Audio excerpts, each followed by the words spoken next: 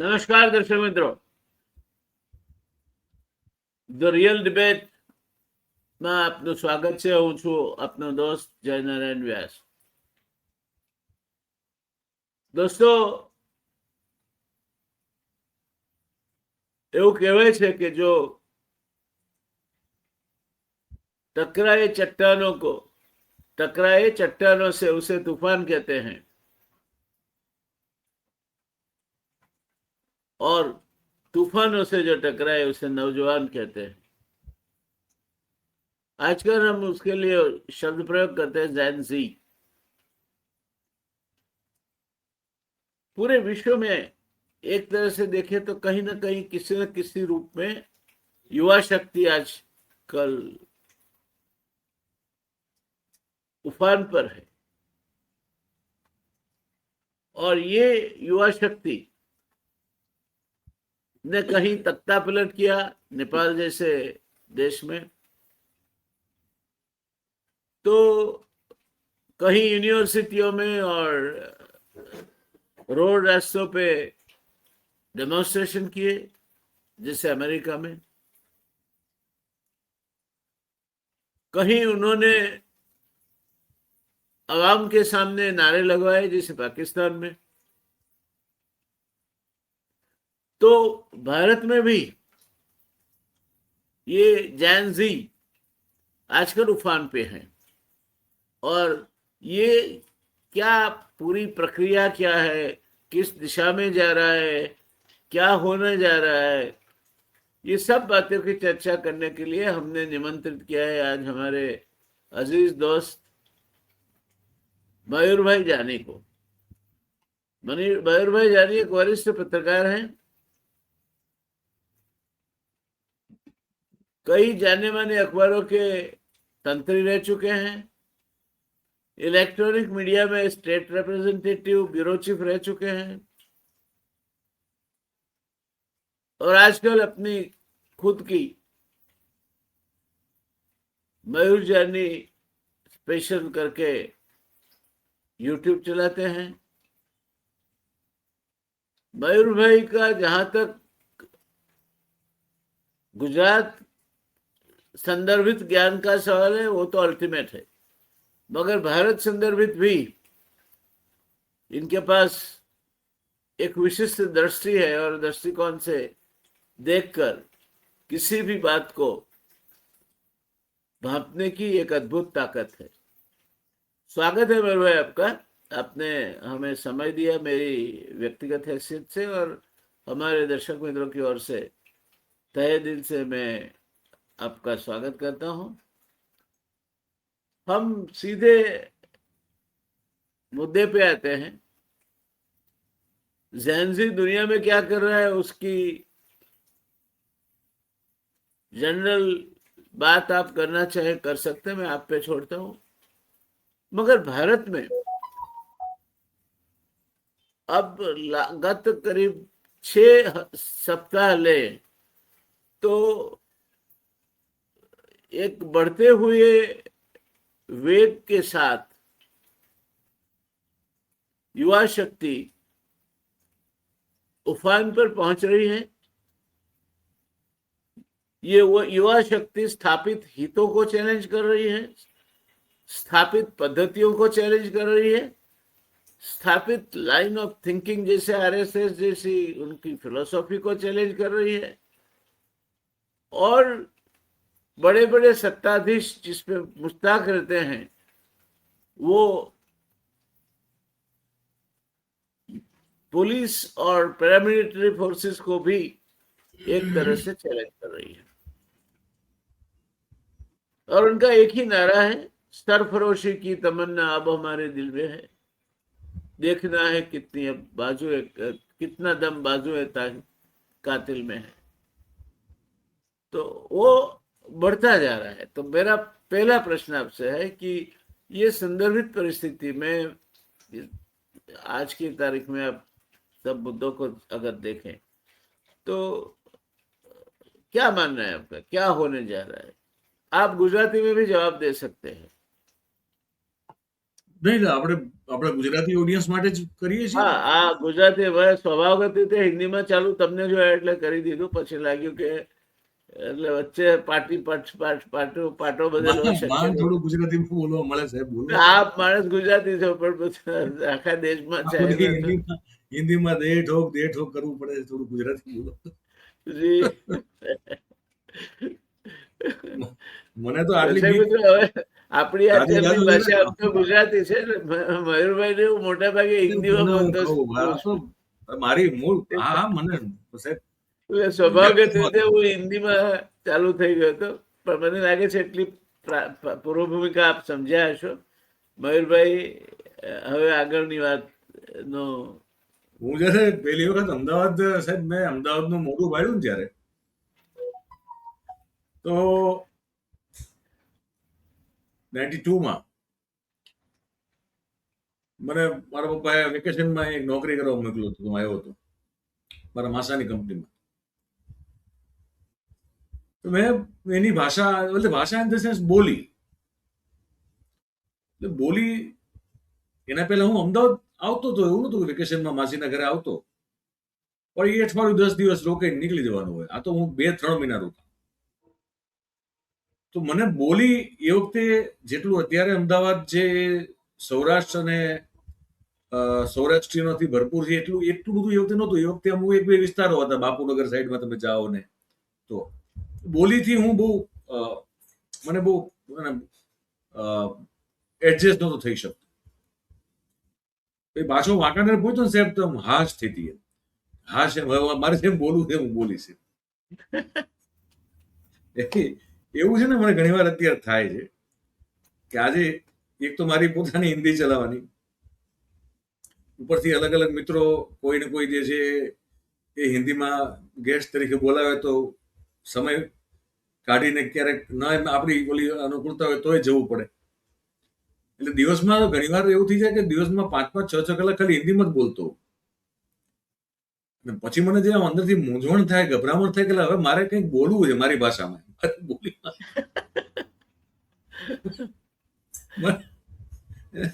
અને પછી એવો થાય કોણ, તો ઘણી વાર હું મારી પછી ગુજરાતી ચેનલમાં હું જઉં નહીં, કરું નહીં, દિલીપભાઈ કરી લે. એટલે પછી ત્યાંય વ્યક્ત ન થવાય. અને ઘરમાં પાછું અડધું અડધું હિન્દી, અંગ્રેજી, ગુજરાતી બધું મિક્સ ચાલતું હોય.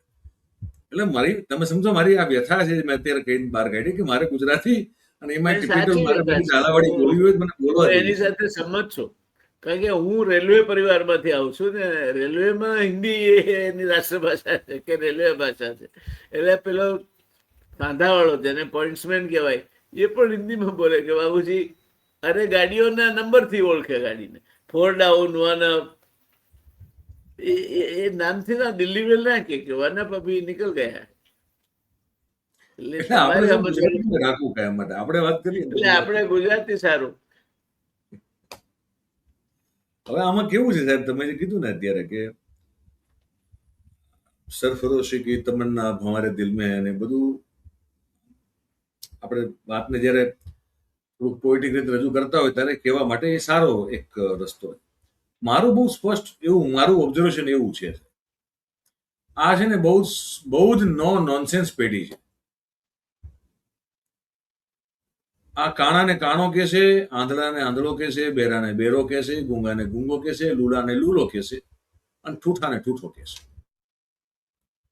આ આટલો અનુભવ માં એટલી વસ્તુ શીખવા મળે છે. દંભી નથી. એટલે આ કોઈ ખોટા રંગરોગાન વાળી વસ્તુઓ તમારે આપણી સામે નહીં મૂકે એમ ઢાળ ચડાવીને, હોનાનો ઢોળ ચડાવીને, હે ને, કે ના ના આમ તો ભલે કથિર છે પણ જો ને કેવું સરસ રૂડું લાગે સોના ઢોળ ચડાવ્યું એટલે. એવું આ નહીં કરે આ લોકો. હવે નરેન્દ્રભાઈ ને અમિતભાઈ ને બધાને ટેવ એવી છે કે બધું આમ શોકેસ કરીને આપણે મૂકવું. ભલે આપણે પછી એમાં કંઈ કરવાના છીએ જ નહીં, પણ આપણે એવા એવા શબ્દો તમને કોઈ ફેંકવા, એવી એવી ઉપમાઓ, એવા વિશેષણો ને એવા રૂપકો તમને કોઈ દે ઠોક કરવા કે લોકોને એમ સાંભળીને એમ થાય કે આ સમજાતું નથી પણ કઈ હશે મોટું એમ.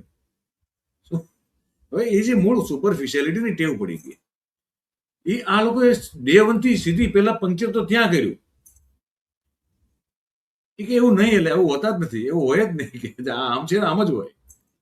એટલે એ તો ઘણી બધી હવે બધા મીમ ને બધું કેટલું બધું છે, આપણે એનો તો રિપીટ તો ક્યાં કરીએ આપણે, પણ મૂળ પેલું પંપાળીને થાબડભાણા કરીને આવું ન કરે એવું નહીં, સીધો આમે લાફો માર્યો અને એમની જુવાનીના જોશમાં જે રીતે મારી શકતા હોય એ રીતે માર્યો.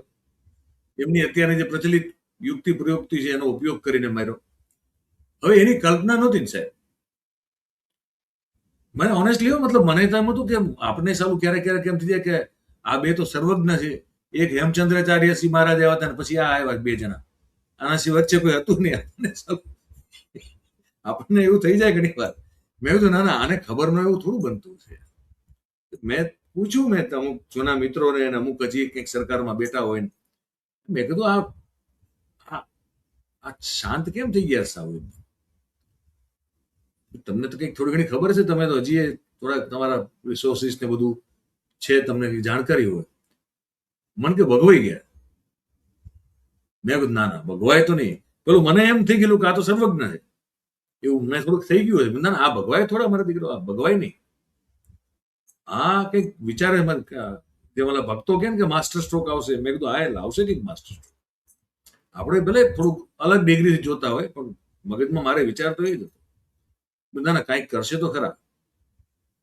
મને કે નહીં સાહેબ, શું કરવું ને સૂચતું નથી. મેં કીધું ખરેખર એવું? મને કે હા સાહેબ. મેં કીધું પણ આ તો બધી વસ્તુ એન્ટિસિપેટ કરતા લોકો છે કે આમ થશે એટલે આમ ને આમ થશે એટલે હા, પણ મને કે આ નથી થયું એન્ટિસિપેટ. એને કલ્પના જ નહોતી. મને કે 20મી તારીખ સુધી બધું લખાયેલી સ્ક્રિપ્ટ મુજબ બધું જ થતું હતું, કોઈ જ પ્રોબ્લેમ નહોતો. 20મીની સ્ક્રિપ્ટ જે છે ને આખી મને કે ઊંધી વળી ગઈ. આ ગણિતમાં નહોતું, કેલ્ક્યુલેશનમાં નહોતું, જુલાઈનું. અને પછી જે થયું એ અગેન એમની ટેવ પ્રમાણે રિએક્શન હતું કે હાથ પેલો ઉપડે, દબાવવાની વાત, કચરી દેવાની વાત પેલા થાય, મગજ કંઈક વિચારે પેલા, એટલે એ રિએક્શન પણ અપાઈ ગયું. છોકરાઓને ભાંઠે બહુ બહુ ભયંકર રીતે કેમ એટલે નિર્દયી અને જુગુપ્સા પ્રેરક દ્રશ્યો હતા અમુક. ખીલી વાળા પેલા ધોકાથી છોકરાઓને મારવા, શોખ લાગે તેવી બેટનથી મારવા, ટીયર ગેસ નો જે શેલ છોડાય છે ને મયુરભાઈ, એ આમ આકાશ સામું નાચું કરીને છોડે છે. એટલે પેલા આકાશમાં જાય અને પછી આમ નીચે આવે અને ફૂટે. આ સીધો નાચે ફોડે, પેલા છોકરાને જઈને સીધો વાગ્યો માથામાં. એટલે વાત એ જ છે કે આ લોકોથી મૂળભૂત પ્રક્રિયા, એમની જે પ્રતિક્રિયા આપવાની જે એમની મૂળ શૈલી છે એ પ્રમાણે, કારણ કે વાત આઉટ ઓફ કંટ્રોલ હતી, કારણ કે આઉટ ઓફ સ્ક્રિપ્ટ હતી, એટલે એમને સીધા જતા રહ્યા પોતાના નેચરલ ઇન્સ્ટિંક્ટ ઉપર. એટલે એ શું તો કે મારો. હવે સાંજ પડતા સુધીમાં એ ખ્યાલ આવી ગયો કે આ ખોટું થઈ ગયું, આ કરવાની જરૂર નહોતી. પણ કારણ કે શરૂઆતથી જ આખું જે છે સ્ક્રિપ્ટની વિરુદ્ધ ચાલતું હતું, એમાં આ ભગવાઈ ગયા, બોખલાઈ ગયા, ધંધે લાગી ગયા, આપણે જે કેવું કહો. અને પછી ત્યારથી લઈને અત્યાર સુધીમાં એમને કશું જ ખરેખર સૂઝી રહ્યું નથી કે આનું કરવું શું. આ મને સત્તાના સિંહાસનની આસપાસ રહેલા કેટલાક લોકોમાંથી જે વાત કરી છે એ હું તમને એઝ ઇટ ઇઝ કહું છું. આમ નોર્મલ ઇન્ફરન્સ પણ આવું જ દેખાય છે એમ કે હવે હા, એટલે આપણે તો એમને ઓબ્વિયસલી નામ ન લઈ શકીએ. એમાંથી 2 જણાને આપ પણ ઓળખો છો સારી રીતે. મેં 3 લોકો સાથે વાત કરી, તેમાંથી આપ 2 થી તો આપ બહુ સારી રીતે પરિચિત છો, એ પણ આપનાથી પરિચિત છે, પણ નામ ન લેવાય અત્યારે. ના, જરૂર નથી, એની જરૂર નથી કોઈ. એટલે આ થતા થઈ ગયેલું છે. બોલે આપણે કહેવત નથી ઓલી કે લાપસી કરવા ગયા, લાપસી શું હતું, કંસાર ને થઈ ગઈ થૂલી, કરવા ગયા કંસાર ને થઈ ગઈ થૂલી. હા, બસ આપણી એ જે કહેવત છે આ સીન એકચ્યુઅલી એવો છે સાહેબ, એવી સમજ પડે.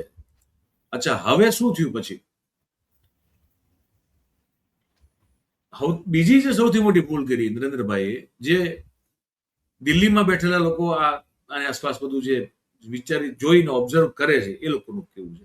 આપણે તો અહીંથી દૂરથી બેઠા હોવા જોઈએ છીએ, એ લોકો ત્યાં બેઠા. કે સંસદ છોડીને એ દિવસે જતા રહેવાની જરૂર શું હતી? વડાપ્રધાને પાછળ જ ઘર છે આખો. તમે એવું તો છે નહીં કે ભાઈ તમે સીધા તો વડાપ્રધાનના ઘરે જઈ શકો એમ નથી એમ પણ, એટલે એ રીતે પણ. કારણ કે આમે ત્યાં તો ત્યાંની તો ફૂટપાથ હતી, એ પણ લોકો માટે વર્ષોથી બંધ કરી દેવાની છે. પેલા વડાપ્રધાનો હતા એમના સમયમાં લોકો એ ફૂટપાથ ઉપર ચાલી શકતા, હવે તો એ ફૂટપાથ જ બંધ છે. હા, તો આમે કોઈ તમને એવો ડર તો હતો ને, તો છોડીને જતા શું કામ રહ્યા? બીજું કે તમે પછી હાજર નથી થતા. ત્રીજું કે તમે સતત બરાબરી ટપાટપ કેસ કરાવ રહેવા. ચોથું કે તમે જે તમારા ભાણે જે નભે છે, એ બધા જે સરકારી હિન્દુઓ છે, એ બધાને તમે ધંધે લગાડ્યા, એ લુખા તત્વો છે. હું એને સરકારી હિન્દુ, મેં એ શબ્દ કોઈન કર્યો છે. તમારો શબ્દ બહુ સારો છે અને સાચો છે. કારણ કે જયારે આપણે એમને સાંભળીએ છીએ એ તમને ખ્યાલ આવે કે આવું જ બોલશે. પછી એ શુભેન્દુ હોય કે બોલો જીતરા બાબા જેવો નથી રખડતો, ઓલો દક્ષ ચૌધરી નામનો, જેને આપણને એમ થાય આના માથામાં જું કેટલી છે, આનું માથું સાફ કરો અને કઈ ટકો મુંડો કરાવે ને જરાક નવરાવ ધોરાવ. એવો એક જે માણસ નથી ફરતો, એક ઓલો ટાલ ભાઈ માથે સંપૂર્ણપણે જે ચંદ્ર વિરાજમાન છે એવો પેલો ચંદ્રાકાર માથા વાળો પિંકી ચૌધરી, આ બધા નહીં, આ બધા ભાડે ઉપર આ એ બધા જે સરકારી હિન્દુઓ છે બધા, જેને મારી મતલબને આવા હિન્દુ બનાવવામાં આવ્યા છે. કારણ કે આવા હિન્દુ હોય નહીં એકચ્યુઅલી, પણ આ બનાવ્યા. એટલે આ બધાને છૂટા મૂક્યા. છોકરાઓને ધમકીઓ, છોકરીને દોર, પોલીસનું જનરલ ડાયર હોય તો એનો કદાચ કરે એ પ્રકારનું ખરાબ વર્તન. આપણે જનરલ ડાયર નું વાંચતા હતા ને મયુરભાઈ, ઇતિહાસમાં ભણતા ત્યારે, જલિયાવાલા બાગ કો દેખો જહાં ચલી थी गोलियां, ये मत पूछो किसने खेली यहाँ खून की होलियां, एक तरफ बंदूकें दंदन एक तरफ थी टोलियां, मरने वाले बोल रहे थे इनकलाब की बोलियां. આ આખું દ્રશ્ય જાણે પુનર્જીવિત થતું હોય ને એવું લાગે છે કે એક તરફ બંદૂકે દંદન એક તરફથી ટોલિયા. બરોબર, એ સીન હતો. અને પછી આ છોકરાઓએ જે પેશન્સ દેખાડ્યું સાહેબ, એક તો મને સાહેબ આ છોકરાઓ માથે ખરેખર હું તો મારી ગયો. આવું પેશન્સ બહુ અઘરું છે સાહેબ. નો, બહુ જબરદસ્ત માર ખાધા પછી અમુક જગ્યાએ તો ભાઈ લુખા ઘૂસવાના, અમુક જગ્યાએ કરવાના. અને તમે જે માર્યા છે, તમે જે કર્યું છે, એની સામે કદાચ કોઈ ખરેખર કોઈનો પારો છટકે ને કદાચ તમારી લાકડી લઈ લે, બને કરવું એવું. પણ તમને કોણે કીધું મારવાનું? એ એક થિયરી છે, તેના ઉપર હું તમને પૂછવાનો હતો કે આ નેમપ્લેટ વગરની પોલીસ વાળી આખી વાત ચાલે છે. નથી સમજાતું કે સાદા કપડામાં નેમપ્લેટ વગરની પોલીસ, પહેલવાનોની ભૂખ હડતાલમાં પણ એ હોય, બધે હોય, ખેડૂતોના આંદોલનમાં પણ એ હોય. નેમપ્લેટ વગરની જે પોલીસ છે એ સ્પેશિયલી ટ્રેન કોઈ ગ્રુપ લાગે છે. મને લાગે છે કે ખાનગી પોલીસ ફોર્સ નથી. પોસિબલ છે સાહેબ. ઘણા લોકો મને એવું કીધેલું છે, અને મારી પાસે પુરાવા નથી, એટલે હું એને ઓથેન્ટિકેટ કરતો નથી, પણ મેં સાંભળ્યું છે કે સંઘ દ્વારા એક અલગથી એક એવું પ્રકલ્પ ખોલવામાં આવેલો છે, અને એનું હેડક્વાર્ટર મુંબઈમાં છે, જ્યાં આર્મીમાંથી રિટાયર્ડ થતા જેટલા પણ લોકોને એમાં જોડવામાં આવે એ લોકોને જોડી અને આખું એક સંગઠન ઉભું કરવામાં આવ્યું છે, જે લોકોનો ઉપયોગ આવા કોઈ પણ પ્રસંગે છૂટથી કરવામાં આવી રહ્યું છે. હવે સાચું છે ખોટું મને ખબર નથી, પણ જયારે નેમપ્લેટ વગરના એક પ્રબોધિની કરીને સંઘની ફિલોસોફી પર ચાલતી તાલીમ સંસ્થા છે, હું પણ એમાં તાલીમ માટે જઈ આવ્યો છું. હા, એટલે હવે એવું કહેવાય છે આવું છે. And they are very well equipped with the weapons and whatever is required to be equipped with. અને એમને જરૂર પડે ત્યારે ઘણી બધી જગ્યાએ આવી રીતે છૂટથી વાપરવામાં આવે છે. આવું મને મુંબઈમાં રહેલા 2 મિત્રોએ કીધું છે. હવે સાચું કે the way they were conducting themselves, એ જોતા એવું લાગે છે કે કંઈક એવું છે કે જે ખરેખર ટ્રેન છે માણસો, પોલીસના નથી, અને બર્બરતાથી વર્તી શકવાને ક્ષમતા ધરાવે છે, કારણ કે એક એક્સ્ટ્રીમ આઈડિયોલોજી નો એ ભાગ છે. એટલે આ બધું જોડો તો મોઝેઇક આવી બને. હા, એટલે બને. એટલે હવે એમાં પછી જે અધૂરામાં પૂરું બાકી હતું જે કર્યું આપણે નરેન્દ્રભાઈ એ કર્યું કે ઇન્સ્ટાગ્રામ ઉપર આવી ગયા અને આવીને કાલે તમે ધોકા મારીને ઉજાડી દીધા છે અને આજે તમે આવીને એમ કહો છો ફ્રેન્ડ્સ. હવે કોણ તમને ભાઈબંધ બનાવે? નહીં, એના કરતા વધારે મને અકવાણું એ લાગ્યું કે તમે કોકને મારો છો, એ તો પછી છેલ્લી આવી. ચોખ્ખા કાઢી નાખો છો, એ તો છેલ્લી રીલમાં આવ્યું ને. આઈસીયુ માં દાખલ કરવી પડે છોકરીને, ત્યાં સુધી મારો છો અને પછી કહો છો કે જાઓ હું તમને માફ કરું છું, તારો ભલો થાય. માફ તો આ લોકો એ મેં હવે કાલે એવો એક દાખલો આપ્યો હતો. મેં કીધું હું સામેવાળાને ઉપર બે અડબો તો મારું હોય અને પછી એમ કહું જા હવે તને માફ કર્યો હોય. એટલે શેના તું શેનો કર્યું? તો ઓલાને વગર વાંકે તું મારે ભાઈ, હે પોજાડી દીધા, ઢીંડા ભાંગી નાખ્યા. હે અને છોકરાઓ છતાંય દાંત કાઢતા કાઢતા તમે ઉભા રહ્યા. હા બિલકુલ કે મારો લો મારો ખડે. અરે ગજબ છે, ગજબ ગજબ ગજબ છે. અને છોકરાઓ તો તમારો મારે ખાધો, તમારું અપમાન સહન કર્યું, બધું સહન કર્યું, તમારા ટ્રોલર્સ ની ધાક ધમકીઓ સહન કરી રહ્યા છે. અને પછી અત્યારે પણ છોકરાઓ તો જે ઇન્ટરનેટ ઉપર જે તમારી સામે પોતાની વાત મૂકી રહ્યા છે હસતા હસતા જ મૂકી રહ્યા છે પાછા. હજી એ કોઈ કચકચાવીને તમને એવી ગાળો દેતો જે બધા સટાયર છે, વ્યંગ છે, કટાક્ષમાં તમારી યાર વાતો થઈ રહી છે અત્યારે. અને એમની અલગથી એક ભાષા છે, એ તો મને નથી સમજાતી, તો તમને નહીં સમજાતી હોય કદાચ. એ તો હવે એ જનરેશન ના હોય એને સમજાય સાહેબ. હવે એમાં એ બોલે એ એક મર્યાદામાં રહીને કરે છે પણ જે કઈ કરે છે તે. હા અને એમણે માર ખાધો છે. આટલું મોટું યુવા ટોળું ભેગું થાય અને એ કાબુ બહાર જાય તો ભલભલા આર્મ ફોર્સિસ ને પણ હેઠા પાડી દે. પણ એમણે નથી. હું એમ કઉ છું કે થોડી ઘણી આપણે માનીને એ પક્ષે પણ માનીને ચાલીએ કે ભાઈ ઘણી જગ્યાએ થોડી ઘણી જગ્યાએ મર્યાદા ચૂકાઈ ગઈ, પણ તમે તો ખુરશીમાંથી બેઠા તયું ના મર્યાદા છોડીને વાત કરો. તો મર્યાદા ને તોડી ફોડીને ત્રણ કટકા કરવાનો ઠેકો અને ટેન્ડર તમે એકલા જ ભર્યું છે? કેમ બીજું કોઈ ન ભરીએ કે? સવાલ તો એ થવો જોઈએ. તમે ઈચ્છા પડે ત્યારે ગમે એની વિરુદ્ધમાં કંઈ પણ બોલો, રોડ શોમાં બોલો, જાહેર સભામાં બોલો, સંસદમાં બોલો, સંસદની બહાર બોલો, વિદેશમાં જઈને બોલો. ન બોલવાનું તમે બધું બોલો, તમારા છેલ્લા ચપાટા બધું બોલે તો એ બધું બરોબર, એ બધું ચાલે, એનો વાંધો નહીં. સામેથી જરાક એવો કંઈક એમ અવાજ આવે ને કોઈ બીજો કંઈક ના ના ભાઈ ઠેકો તો અમે લઈ શકીએ એમ છીએ, અમને ટેન્ડર ભર્યું છે, તો તમને પછી તો અહીંયા મરચા લાગી જાય. એવું થોડું હોતું છે, એવું તો ન હોય ને. અનાળી વાત છે. તમે જો અને મને સાહેબ એ સમજાવો, તમે આ જે આવો આવો કરીને ક્યાંક લઈ જવાની વાત કરે છે, ક્યાં જવું? આવો આગે વધે, પણ કઈ જગ્યાએ વધુ આગળ? બધી જગ્યાએ તો માયા પડી પાછા પડી ગયા છીએ આપણે. આપણું નથી ઇકોનોમિક કોઈ જગ્યાએ કાબુમાં નથી, આપણી વર્કિંગ સિસ્ટમ જે ઉભી કરેલી વ્યવસ્થાઓ છે એ કોઈ જગ્યાએ આગળ નથી. આપણે રેમિટન્સ ઘટી ગયું, આપણું એફડીઆઈ ઘટી ગયું, આપણે આવું કરીને ક્યાં લઈ જવા છે આપણને? નવો વિકાસ ને નવી ઉર્જા ક્યાં કોને મળે છે? સર્વનાશની કથા લખી રહ્યા છીએ. હે સર્વાંગીણ સર્વનાશની કથા લખી રહ્યા છીએ આપણે. એ તો એ જ છે, બીજું શું દેખાય છે અત્યારે? તમે ક્યાંક લઈને જાઓ, મને ક્યાં લઈને જશો તમે? આટલા બધા લોકોને આહવાન આપો છો. આજે તમે વાત તો કરી નાખી કે નશો બહુ ખરાબ છે કે, પણ કે હું પ્રોફેસરોને અને શિક્ષકોને આહવાન કરું છું, એટલે એનું કામ નથી, આ કાનૂન વ્યવસ્થાનું કામ છે.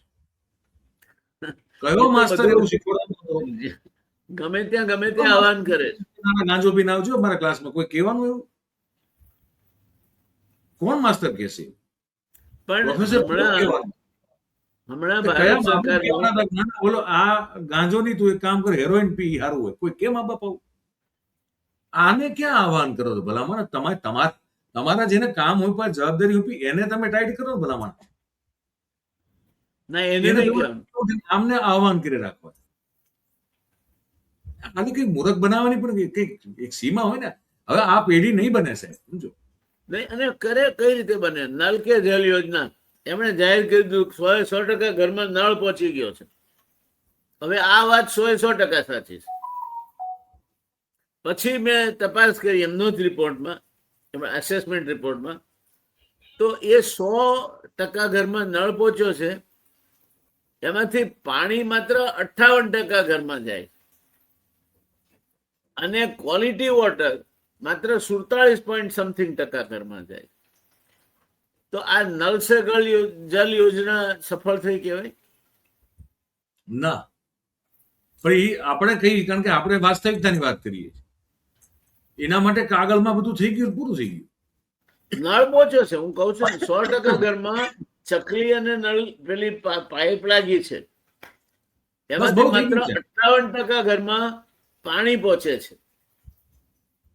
58% ઘરમાંથી 47% ઘરમાં 55 લીટર પ્રતિ વ્યક્તિ પાણી જે તમારે આપવાનું છે એ અને ગુણવત્તા વાળું પાણી પહોંચે છે, એટલે માત્ર 47% તમારી સિદ્ધિ ગણાય.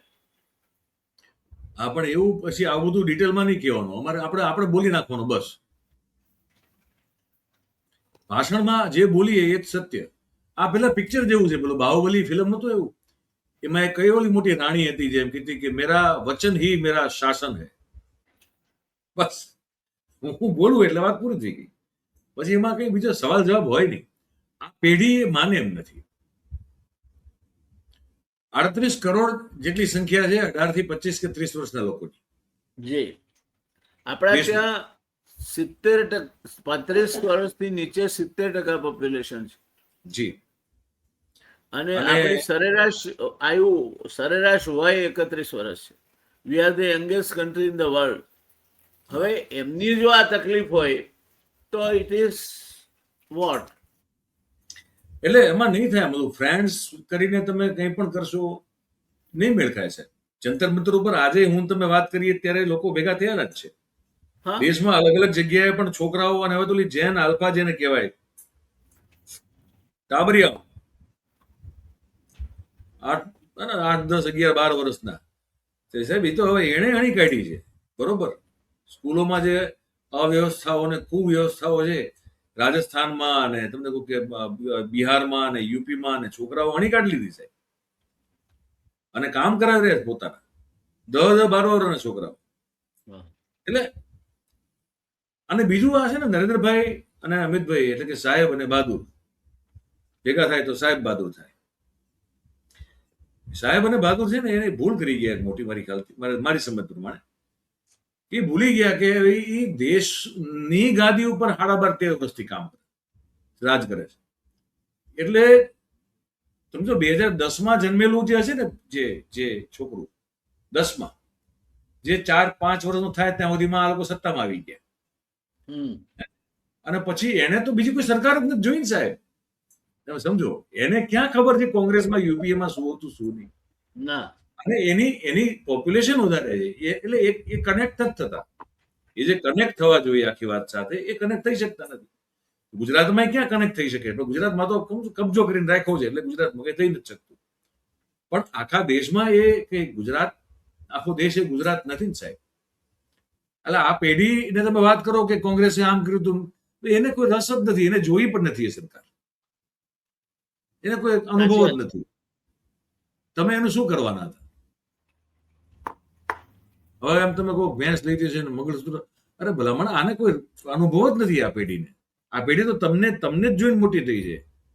તમે જે કહો છો કે આજે પ્રોમિસ લેન્ડ નામની નવી દુનિયા તમે ખોલેલી છે, એ પ્રોમિસ લેન્ડના પ્રોમિસમાંથી એક પૂરું થયું તો પેઢી જોવે છે કે નથી થયું. એ હાર્ડકોર તકલીફ ભોગવી રહી છે અભ્યાસમાં, સારી શિક્ષણ વ્યવસ્થામાં અને શિક્ષા પ્રણાલીમાં. તો એ તો બોલવાની જ છે ને ભાઈ, ક્યાં જવાની હતી? નહીં, એનાથી એક સ્ટેપ આગળ છે. લોકો પૂરું નથી થયું તમે કહો છો, એ સ્વીકારવું જોઈએ, એનો સ્વીકાર નથી. પણ એ પૂરું નથી થયું. દાખલા તરીકે મનરેગા 100 દિવસની રોજગારી આપવાની હતી, સરેરાશ આપી શક્યા 50 દિવસની, 49 ટુ બી પ્રિસાઇઝ. હવે વિરામજીમાં 125 દિવસની રોજગારી આપવાની વાત કરે છે. એટલે તમે 100 માંથી 49 આપી શક્યા. તો જરા તો લાજો તમે કે તમે નહોતા કરી શક્યા એ વસ્તુને ભૂલી જાઓ છો, અને હવે તમે એમ કહો છો કે 60% કેન્દ્ર આપશે ને 40% રાજ્ય આપશે. તે રાજ્ય ક્યાંથી પૈસા લાવશે? આ લોજિકલ વાત છે, આ રેશનલ વાત છે, પણ એને ક્યાં વિચારવું છે? અચ્છા, કલ્ચરલ શોખ ની વાત કરીએ સાહેબ. આપણે લગ્નમાં ફટાણા ગવાય. હા, ફટાણામાં શું હોય સાહેબ? ગાળો. તો કે નવું થોડું છે ના, તેમાં કયો કલ્ચરલ શોખ? નહીં, એ તો it is always taken in a good humour, કારણ કે એ પછી પૂરું થાય ને મયુરભાઈ, ત્યારે છેલ્લું જે ગાણું છે એ એવું કહેવાય છે કે અમે તો મોટાના છોરું હરિવન ચાલ્યા, તમે તો બોલીને બોલાવ્યું હરિવન ચાલ્યા. એટલે આ તો બધું તમે કર્યું, અને અમે તો મોટાના છોરું હરિવન ચાલ્યા. આ બંને જણા ભેગા થઈને એવું કરી રહ્યા છે એવું લાગે છે ને કે અમે તો મોટાના છોરું હરિવન ચાલ્યા, તમે તો ગાયને ગવરાવ્યું હરિવન ચાલ્યા. બસ એટલે બધી વાર્તાઓ બધી ખાલી છે. અને મેં કીધું નાટક, ચેટક, દંભ, હિપોક્રેસી આ પેઢી નથી, એ એના સુધી પહોંચતું નથી, કનેક્ટ નથી થતું. એના સુધી ઓડિયો વિઝ્યુઅલ પહોંચે છે ને.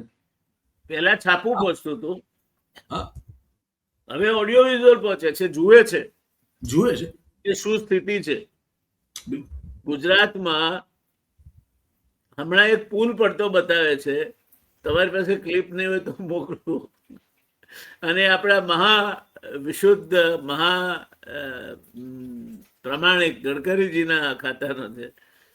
આના કરતા તો માટીના ખોરડા કાંક વ્યવસ્થિત રીતે પડે છે. હા, બરોબર છે. અબજો રૂપિયાના પુલને પડતા નથી આવડતું. કહો, ગુજરાતમાં છેલ્લા 3 વર્ષમાં 19 પુલ ડૂબી ગયા, અને પુલ એ રસ્તામાં મોટામાં મોટું મજબૂતમાં મજબૂત સ્ટ્રક્ચર કોઈ હોય તો પુલ હોય. બે બાજુથી રસ્તો ધોવાઈ જાય પણ પુલ એમને એમ રહે. અહીંયા તો પુલ ધોવાઈ જાય છે, રસ્તો એમને એમ રહે છે. હમણાં અમિતભાઈએ કઈ ઉદઘાટન કર્યું તેમના માદરે વતન નજીક, તો આ વરસાદમાં એનું એમ્બેન્કમેન્ટ, હવે એમ્બેન્કમેન્ટ કઈ રીતે ધોવાય મને હજુ સમજાતું નથી, ધોવાઈ ગયું. બસ આવું છે, અમે આવું બધું કરતા રહીએ, પણ તમારે કઈ બોલવાનું નહીં. હવે એ નથી સાંભળવા તૈયાર આ લોકો. પણ હવે આમના જે ગોદી મીડિયા છે પણ થોડું થોડું તો કઈક એમની બહુ હાલત બહુ વધારે પડતી ખરાબ છે. અને નરેન્દ્રભાઈ નું ઇન્સ્ટાગ્રામ ઉપર આવવું પડવું એ વાતની સાબિતી છે કે એમને ખ્યાલ આવ્યો કે હું ટેલિવિઝનમાં મારા નામના 24 કલાક ભલે રાસડા લેવાય પણ લોકો સુધી પહોંચતા નથી, એટલે મારે જો પહોંચવું હશે તો ઇન્સ્ટાગ્રામ ઉપર આવવું પડશે. એટલે એ ગોદી મીડિયા એટલી રીતે ગટરમાં દફન થઈ ચૂકેલું છે એનો પણ પુરાવો છે, અને સોશિયલ મીડિયાની તાકાત કઈ હદે વધી ગઈ છે એનો પણ પુરાવો. તો છેલ્લો પ્રશ્ન મયુરભાઈ, હવે જેનઝી આંદોલન પાછું પ્રજ્વલિત થયું છે. વચ્ચે થોડોક સમય એવું લાગતું હતું 2 દિવસ કે આ વિખરાઈ જશે, ઠંડુ પડી જશે. પેલા ભાઈ લદ્દાખ વાળા ભાઈએ ઉપવાસ છોડી દીધા, દીપકે આવ્યા પાછા ક્યાંક ગયા, કઈ ખબર નહોતી.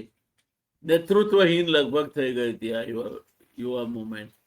વળી પાછું ઇટ હેઝ પિક્ડ અપ, અને પાછા દીપકે ફરી પ્રગટ થયા છે. મને બાબા સાહેબ આંબેડકરમાંથી પ્રેરણા મળી છે. દીપકેને હું ત્યારે કોઈ આંદોલનનો નેતા માનતો નતો, હું આજે પણ માનતો નથી. અને દીપકે અથવા તો કોકરોચ જનતા પાર્ટી નામની જે આખી એક વ્યવસ્થા ઉભી કરવામાં આવી છે એની પકડ કે પહોંચ એ મંચની આસપાસના 1000 ફૂટના વિસ્તાર સુધી હતી, એનાથી આગળ પાછળ ક્યાંય નથી. 20મી જુલાઈએ જે વિદ્યાર્થીઓનો સમૂહ ભેગો થયો એ કોઈ સીજેપી દ્વારા લાવવામાં આવેલો એમના આંદોલન અથવા એમની હાકલથી આવેલો એ દોડ્યા એવું કશું હતું નહીં. એ સ્વયંભૂ હતું, અને એ સ્વયંભૂ જોવા મળે. એટલે દીપકે તો એક એવી વ્યવસ્થા છે, સોનમ વાંગચુક તો એક એવી વ્યવસ્થા હતી જેના પર હું અનેક વાર બોલી ચૂક્યો છું કે ભાઈ વિપક્ષ પણ અમારો જ ઉભો કરેલો હોવો જોઈએ, એટલે અમે કઈ તાર ઉભો થાય, અમે કઈ તાર બેસશે. પણ એટલે એ અન્ના હઝારેનું જે આંદોલન છે એની સાથે લગભગ મેળ ખાય એવું બધું આ વ્યવસ્થાઓ હતી. હા, પણ એ ન સફળ ગઈ, કારણ કે એ વખતે દેશ મૂર્ખ બને એવી તમામ સ્થિતિઓ હતી. પણ હવે દેશ એમાંથી થોડોક સમજીને વિચારીને અનુભવમાંથી પસાર થઈને ઘા ખાઈને બેઠેલો છે, એટલે આ વખતે દેશે જરા સમજી વિચારીને નિર્ણય લીધો. હું એવું માનું છું. એમાં મેચ્યોરિટી યુવાનોની પણ દેખાણી. પત્રકારો તરીકે અમે આપણે જેટલા લોકો અલ્ટરનેટ મીડિયા એટલે કે યુટ્યુબમાં આપણે કામ કરી રહ્યા છીએ, એ બધાએ પણ એમાં બહુ જ સમજી વિચારીને, બિલકુલ એક તરફી થયા વગર પણ બહુ જ સમજી વિચારીને આકલન કર્યું, વિવેચના કરી, એનાલાઇઝ કર્યું, અને આ બધી વસ્તુની અસર પડી. એટલે દીપકે હોય કે આ ભાઈ વાંગચુક હોય, એ ત્યારેય આંદોલનના કોઈ નેતા નહોતા. મહિનાથી બેઠા હતા, કોઈ હમખાવાય ફરકતું નહોતું, ભૂખભાઈ નહોતું જતું કોઈ ત્યાં, સમજો તમે. એટલે એવો કોઈ એ લોકોનો વહેમ હોય તો એ રાખે. બાકી જે યુવા છે, યુથ છે, એના માટે કે આ કઈ આ બધા એમના કોઈ નેતાઓ છે કે લીડરો છે એવું હું નથી માનતો. અને હોય અમુક, જો આપણે તો પૂજવા માટે એટલી તત્પર પ્રજા છીએ કે કઈ નહીં તો કે કાળો પાણો દે શાલિગ્રામ બનાવીને પૂજવે. એટલે આપણે તો છીએ, એટલે એમાં હોય ઘણા જે રાગ માનતા હોય, પણ વર્ગ બહુ ઓછો કે જે આ લોકોને પોતાના નેતા માનતા હોય. બાકી યુવાનો પોતા સ્વયંસ્ફૂર્ત છે. બીજું મારું માનવું છે કે કોંગ્રેસે આ વખતે પ્રમાણમાં યુવા કોંગ્રેસ, યુથ કોંગ્રેસ અને એનએસયુઆઈ પ્રમાણમાં ઘણું બધું આ વખતે ગ્રાઉન્ડ વર્ક કર્યું છે. એ લોકોએ જીવંત રાખી છે અલગ અલગ જગ્યાએ, અલગ અલગ શહેરોમાં. પછી ભાઈ આપણે રાહુલ ગાંધીનો પેલો છાત્રો કી ગૂંજ વાળો કાર્યક્રમ, એ ઘણી બધી વસ્તુ એ અંડરકરન્ટ દોડતો રહ્યો છે. અને એ બધી વસ્તુના ભોગે અને પરિણામે આંદોલન દબાયું છે એવું મેં ક્યારે માન્યું નથી. આંદોલન મેં બી કદાચ અલ્પવિરામ અથવા તો પોઝ લઈને ઉભું હતું 2-3-4 દિવસ, પણ છોકરાઓ પાછા સંતર મંતર ભેગા થઈ રહ્યા છે. પણ એક બાજુ વિદ્યાર્થીઓ છે, એક બાજુ કિસાનો છે. શહેરોમાં પણ યુવાનો જે છે પોતાની વાત લઈને માર્ચ અને પ્રોટેસ્ટ માર્ચ કરી રહ્યા છે. એટલે એ ચાલુ છે. મારી ખ્યાલ, હું માનું છું કે આંદોલન is on, movement is on, and I think it will grow. અને અંતિમ અધ્યાય શું જુઓ છો આપ? સાહેબ, સંઘર્ષ ઓબ્વિયસલી, કારણ કે આ લોકોની મૂળ પ્રકૃતિ એ જ છે કે આપણી સામે જે થાય એને દબાવી દો. દબાવવાના દુષ્પરિણામો એ લોકો તાત્કાલિક અર્થમાં જાણી ચૂકેલા છે, પણ મૂળ પ્રકૃતિને વશ થઈને એવું ફરીથી નહીં કરે એની કોઈ ગેરંટી નથી. બીજું કશું કરતા એમને આવડતું નથી. તમે એક આંદોલનને એક નેતા, પોતાની મરજીનો નેતા આપી અને આંદોલનને પોતાની રીતે ચલાવવા માટેનો એક નિષ્ફળ પ્રયત્ન કરી જોયો, જેથી તમે ઈચ્છો ત્યારે આંદોલન કંટ્રોલ કરી શકાય. જે ગુજરાતમાં તમે કર્યું એ ત્યાં કરવા ગયા, પણ ન થઈ શક્યું. એટલે હવે તમે આમાં જ્યારે ફેસલેસ, લીડરલેસ અને ફેસલેસ જ્યારે આંદોલન હોય, તો તમે તોડો કોને, લલચાવો કોને, એક દબાવો કોને, ડરાવો કોને? તમારે આ બધું એક સાથે બધાની સાથે કરવું પડે. એ કરી શકે એમ છે આ લોકો? એક સવાલ છે. પણ પહેલવાનોના આંદોલનમાં, કિસાન આંદોલનમાં જે એક નેતા ઉગ્રતાપૂર્વક પહેલા આંદોલન અને પછી રાકેશ ટિકિટની વાત કરી છે આપણે, બિલકુલ. ટિકિટ, એ ટિકિટ આમાં પણ દેખાવા માંડ્યા છે. ના, પણ આમાં દેખાવા માંડે, પણ આમાં કોઈને ભાવ નથી આપતું છે. કોઈ ભાવ નથી આપતું. અને ટિકિટથી તો ઉત્તર પશ્ચિમી ભારતના ખેડૂતો બહુ દાઝેલા છે. તમે કોઈ પશ્ચિમી ઉત્તર પ્રદેશના કોઈ એકચ્યુઅલી ગ્રાઉન્ડ ઉપરના ખેડૂત નેતા સાથે વાત કરો ને, એટલે સાહેબ એક ગાન 4 કટકા આપે છે ને. એટલે ત્યાં કોઈ એવું નથી.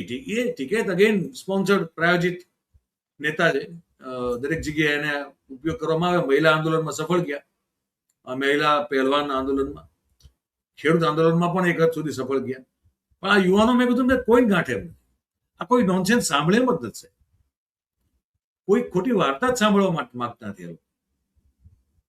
અને એક સેકન્ડમાં સાહેબ તમારી પટકી પાડી દે. એક સેકન્ડ લાગે સાહેબ, એક સેકન્ડ પટકી પાડી દે તમારી સાહેબ, એક સેકન્ડ. ગુજરાતમાં કિસાનો પણ અત્યારે આ જે પાવર ઇવેક્યુએશન લાઇન્સના મુદ્દે અને બીજા અનેક મુદ્દે અકળાયેલા છે. એ લોકો રેલી કાઢીને ગાંધીનગર આવ્યા, સમાધાન થયું, સર્ક્યુલર થયો, પછી એ મોરબી સર્ક્યુલરને એ લોકોએ રિજેક્ટ કરી દીધો છે કે આ અમને નહીં ખપે, અમારા માટે સ્વીકૃત નથી. તો ગુજરાતના કિસાનો પણ એ જ રસ્તે છે જે રસ્તે પંજાબ અને હરિયાણાના કિસાનો જશે એટલા માટે, કારણ કે આમાં શું હશે, પાટીદારો જે ખૂબ નજીક હતા બીજેપીની અને એવું માનતા હતા કે આપણી જ પાર્ટી છે, આપણાથી જ ચાલે છે. એટલે જે મહિલાઓને જે રીતે હું તો જઈને આવ્યો ત્યાં 3 દિવસ રોકીને આવ્યો, એ લોકોના અંદરથી ખરેખર હોદો ચડી ગયો છે, એમને વાગ્યું છે, અંદર મનમાં બહુ વાગ્યું છે, ચોટ વાગી. મહિલાઓને પોલીસે સાહેબ જેમ ફાવે એમ બહુ મારી, બર્બાદાપૂર્વક મારી. એટલે એ હિસાબ અડી જવું જોઈએ, એમાં કઈ ખોટું નથી. છેવટે ક્યાંક તો તમને સમજાવવું જોઈએ ને, કોક તો તમારી લિમિટ હોય કે જ્યાં તમને પછી કંઈક સત્યનો સ્પર્શ થાય એમ કે ના આ સાચું, આનાથી આપણે અત્યાર સુધી વેગળા હતા. હું માનું છું કે હવે એમાં એક વાંધો એ છે કે એ નહીં સહન કરે, એટલે એ નથી કરવા માંગતા. હવે એટલે હું માનું છું કે નહીં, એ બંધ નહીં કરી શકાય, એને દબાવી નહીં શકાય, એવું મારું માનવું છે. અત્યારે તું 3 દિવસ જઈને આવ્યો, મેં જોયું. જી, એવી વખતે નહીં, ખબર લેતા રહીશું. જી, એના ઉપર આપણી નજર રાખીને દર્શક મિત્રો માટે જે કંઈ હશે તે માહિતી આપતા રહીશું. જ્યાં સુધી મયુરભાઈ, ખૂબ ખૂબ આભાર આપનો, આપે સમય ફાળવ્યો અને આ ચર્ચામાં જોડાયા માટે. દર્શક મિત્રો આપનો પણ ખૂબ આભાર. મળતા રહીશું આપણે. ધન્યવાદ.